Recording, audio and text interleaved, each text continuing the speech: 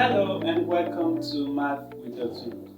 Right, we're finding radius and diameter when circumference is given. This is another example.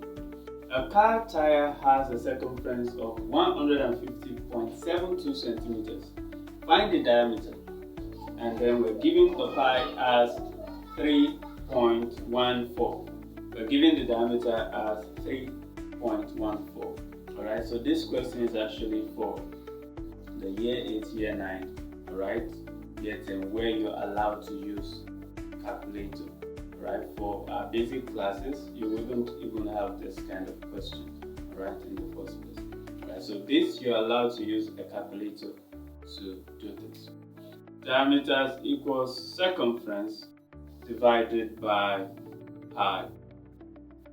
Circumference divided by pi, and then diameter equals to, the circumference is 150.72 centimeters, and then divided by 3.14, right? Divided by 3.14.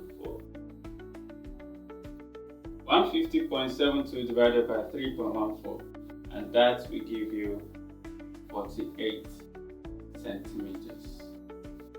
Alright? Thank you.